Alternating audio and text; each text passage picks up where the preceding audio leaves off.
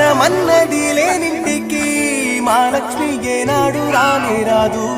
ఆప్యాయతన్నది లేని నాడు ఆ మనిషి బతుకసలు బతుకే కాదు. విడిపోయి కూడే వేళ భారాలే తీరేను, దూరాన నవే నాడో తీరాన్ని చేరేను.